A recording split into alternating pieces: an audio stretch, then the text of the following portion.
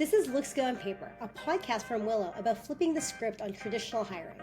I'm Anita Chohan, and every episode I put big voices in hiring and work culture through 3 quick-fire questions, speed dating style, to get the habits, trends, and ideas that matter.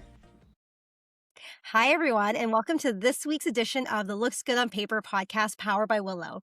Today, I'm joined by Jeff Waldman, founder of ScaleHR, host of the Unmuted podcast, and someone who spent over 2 decades at the intersection of HR, technology, community, and leadership. Jeff is known for bringing people together, whether that's through advising growing companies, building practitioner communities, or pushing more honest conversations about how work actually works. He's deeply human in how he approaches talent and technology, and he's been a consistent voice for inclusion, accessibility, and practical progress in the HR space.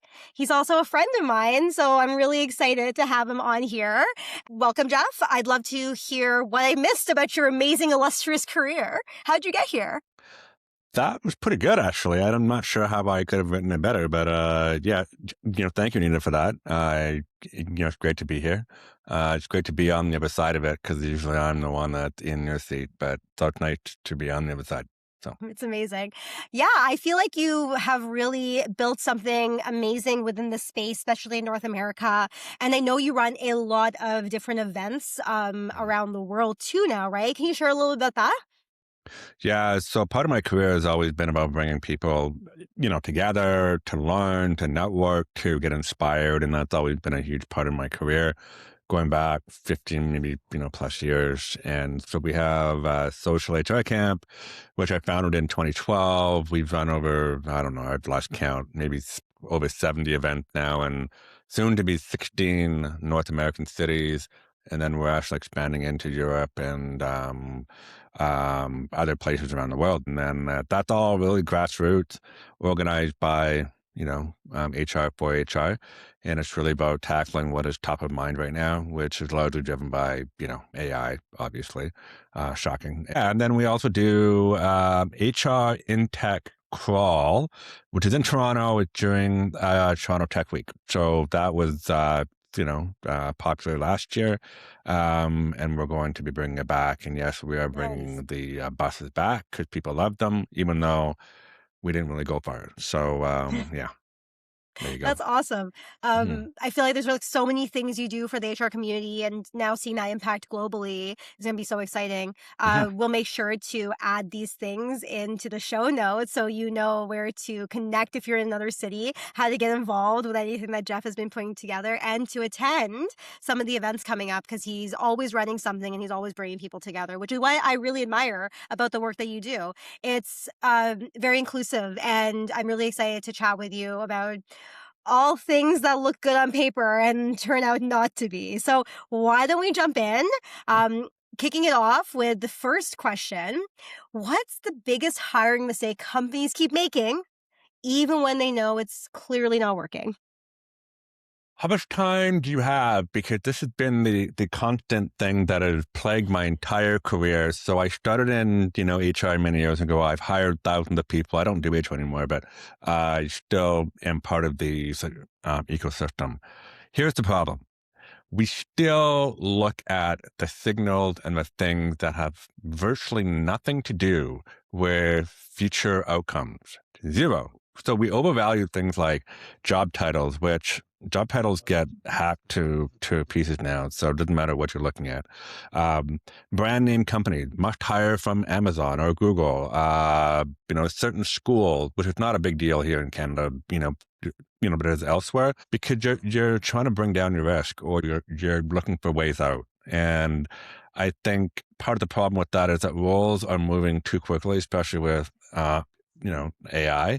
Those signals mean nothing now. So I think resumes, which is what we usually use as a starting point, really tells you where, someone's been, but it doesn't give you any indication, signal whatsoever, how they're going to do in your work environment. And I think, the shift needs to be from the experience matching, which is easy to do, to how they, can learn, adapt, grow, all of those things that really matter in a really volatile, business environment. So.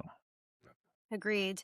Yeah, I think one of the biggest things that we do here on the show as well is just pedigree, how people are just zeroing on that. But one thing we've noticed in the last season is that there's a massive shift away, and they're understanding that someone at a FANG company might not work for their Right. fledgling startup, right? And 100%. you know you're not going to be able to find the right fit when you're being blinded by these things, right? So I hear you 100% on that. Yeah, I mean that's obviously after Dash hired, but I, going back to my earlier point that we've been, conditioned to sort of do it this way for decades, and it's sort of about the easiest way to do it. And I think really focusing on what really matters is on the skills that they can bring, how they're going to sort of adapt and fit into your work environment. That's much harder to do. That's not and the resume can't really give you that. But ultimately, the idea is that after they're hired, obviously, making sure that the experience is positive for them going forward. But yeah, it's been an ongoing problem for years. And, I remember back in the day when I used to say, I don't want resumes. I want someone to do a simple video or, just write me an email or something simple like that, talking Yeah. about how, they like, much they would tackle a problem. That was, obviously prior to AI. So now it's much more difficult. And now, because of AI, it's even more important to do this stuff. Right. Absolutely. Absolutely. And, giving them the chance to really shine beyond that, very much polished, AI driven CV. What I Yeah. also know is like a big part of how this podcast came to be was a campaign that we had created called the CV free campaign. And this idea that, how do we get companies to decouple from and decenter the resume? Because I'm not sure if you Yeah. knew this, but the resume has been around since like the 1600s. Oh, for sure. And we built all of our 1600s? process around it. Really? Huh? Oh my Yeah, God. Okay. 1600s. Yeah. So Well, it's an artifact of a different time. And it it belongs feels, in a museum. How's that? yeah, it does. Absolutely. So, we know these things. We know it's broken. We know companies, and it's funny because I think each individual HR practitioner or talent professional that we speak to understands the flaws of it and the systems that we have built. Yet it's very difficult to make that change or that move. And maybe we're hitting a critical mass point with AI now, I think to your point, right? We can't do it anymore, right? Yeah.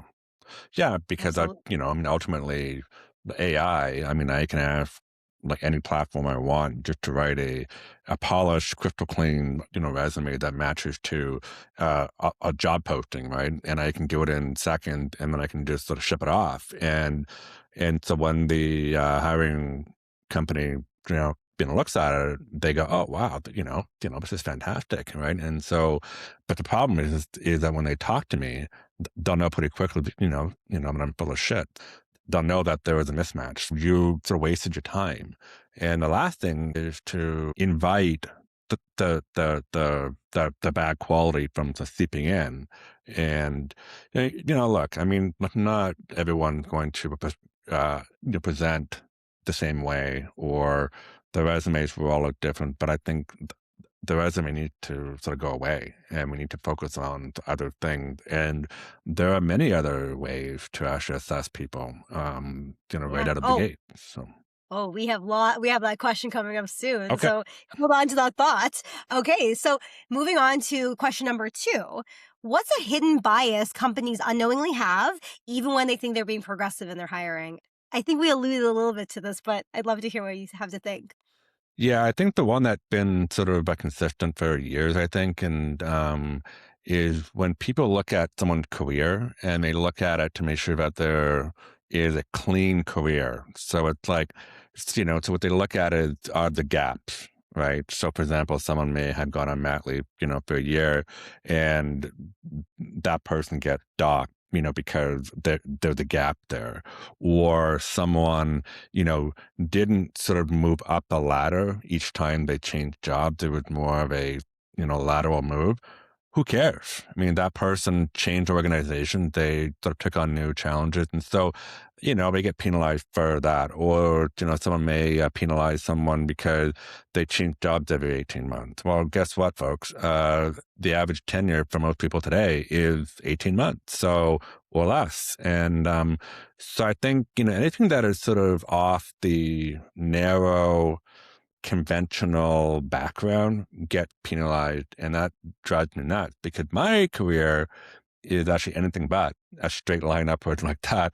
And quite frankly, I've worked with hundreds of organizations, and there's people like me that can probably tackle to any challenge that gets thrown my way. So I would rather talk to that person. But I think the other thing too is we often confuse confidence with competent, or the polish with, you know, potential, right? So if someone has a polished resume, well, therefore they have a good chance of doing well here. I think that's a bit of a bias. And um, yeah, so I think, the other thing too is around diversity. So diverse perspectives matter. I mean, we live in Canada, right? So we're probably, not the most diverse country on planet Earth. But we still want to hire people who represent, success the way that we want it to look. And I mean, for me, I'm, hard of hearing. I come from a different background. So someone may not really align with my way of thinking just because I'm different. Yeah, we bring in that whole conversation around volume as well, where it's like, if there is somebody that is checking all those boxes for you, and unfortunately feeding into those biases that we unknowingly have as like a hiring manager, as a leader, we kind of tend towards them because they're like, instead of giving those other people a chance because, hey, we found that right person, right? And they're getting so many, it's just easier also just to pick that person versus going through that list of thousands of applicants Oh, for sure. sometimes, right? So Yeah. time, resources, all of these contribute to biases that we should, again, another artifact, right? That we should leave in the past. Yeah, absolutely. And I think, I mean, I don't blame people because, ultimately people will do what they know and are, Yeah. comfortable doing and don't like risk. Normally speaking, I'm the opposite, but so people will want to go the easy route. And of course, the system that they're using obviously will sort of dictate that as well. And, I always challenge, hiring managers, recruiters, HR folks to really, take a step back. But I think it starts with the first signal, which we always sort of rely on, which is the resume. I think that Absolutely. the biggest start of the problem right there. So Yeah. And one final thing before we move to the last question, before the wild card, that whole idea of like, we want this diversity of thought, we want this diversity of experience, we don't give them a shot. And also our first signal is entrenched in bias still, right? Because then AI is even pushing us further into that bias too. So I wonder about this too, right? Because we're feeding these language models with data that is from a biased society, right? So it's going to have a yeah, trickle down effect. well, that is true, I think. But obviously, when you're using, like AI, I think it's very important that you're prompting correctly. So you're telling the model, look, this is what I value. This is what I want you to do for me. And the AI didn't really say no. So, so you tell it what to do. And so Sure. obviously, if you want the AI tool to focus on things like skills or, future behavior, those types of things, I would prompt it to do that versus just say, hey, look at these 20 resumes and just tell me which ones are the best based on my job spec. All right. And on to our third question, which we kind of talked about lightly. If you were to suddenly remove CVs from the current hiring process with the companies that you work with the things you've seen, what would that look like? Yeah, it's a good question. And I think this is what scares people because I think what it will do, it'll force people to actually focus on how people actually work, right? So if you don't have that sort of that resume with all the words on it to kind of go by and spend 7 seconds on it. Yeah. Instead, you've got other signals that are driving that first part. Um, you would have to do things a little bit differently. Maybe it's solving like an exercise, but it's a real exercise that you would sort of encounter like at work. Maybe it's a Yeah. structured conversation about making different choices and so forth. So what you really want to get at is how the person thinks. Now, I know all of you are thinking, well, I mean, AI can do that for you. Sure. But there are ways to do it in a sense that you're actually starting from a place of getting into their brain versus a resume that can be, just sort of produced. Your hope is that they're being honest about it and truthful because when you talk to them, you're going to ask them. And you don't Yeah. have to have a script in front of them and what have you, but um, then you can actually dig in deeper, like into their sort of responses, and you can see it, like, obviously if they're being truthful or not and lying. And I Real want to time. see how people think. Like, how do Yeah. you think? And you can't get that from a resume. Absolutely not. No. Doesn't matter what you No. say. You can't do it. And so, I mean, yes, it's nice to have something there, like the where you've been and all that. Fine. And it does take more effort up front. I know people say, well, yeah, there's a lot of work and stuff. But the payoff after you do it is a much better hire because all of us know what the costs are to hiring poorly, right? And they're Absolutely. downstream, and it's, you know, we need to avoid that. So yeah. Absolutely. Absolutely. I really appreciate that because it is one of the things, obviously, we talked about last week on the webinar with Willow CEO Ewan about all of these things around, like, we are still going to use a CV, the resumes here. And, with all these things that are coming around it, like, how do we actually support hiring managers and candidates alike to actually get the right fit? So, another thing, actually, some of our guests have done in the past is allowing people to kind of choose their own speed, like the candidates to choose, like, hey, if you feel like you can excel through written word, write that cover letter, but we'll also give you the option to record a video, kind of like how you mentioned, right? Like, you would rather get a video, right? But yeah, let's talk about the soft skills. Let's talk about how you can actually solve the problems for this role. And that's going to give us such a better indication of how they're going to perform with those tasks when they're inside the company. Yeah, I mean, just from my point of view, obviously, making sure that the actual process is actually accessible, right? So a lot of people Yes. don't like video. They don't do well Yeah. with video. And I'm one of those people that used to be that way. And so obviously your process needs to be flexible enough that it can actually adapt to that. The good news is Agree. that now we've got technology tool, that can let you do that, right? So it's not that much of a barrier, like it was maybe 20 years ago. So there's no Agree. excuse for it now. But I just wanted to just point that out. Yeah. I appreciate that a lot. Yeah. And I think that those are things that, we hope as we grow our technological advancements that we think about the accessibility and the inclusion of a lot of people. And whatever needs and supportive ways that we can bring more people in so that they can actually get the same chances and level of playing field Right. is really big, really important as well. So, for a wild card question, I want to ask you, just given that we know that the CV is a poor indicator or a poor first signal, what other signals do you think are more important for hiring managers in 2026 to look out for that would help them with their hiring process? But I think one of the things that I absolutely love is is some kind of a case study where someone actually looks at a question and they basically talk about how they would tackle it. And so whether that's done by video or if it's a written response, it doesn't really matter to me. Now, of course, there's always a fear that it's written by AI. There are tools out there that you can do those things like Tool.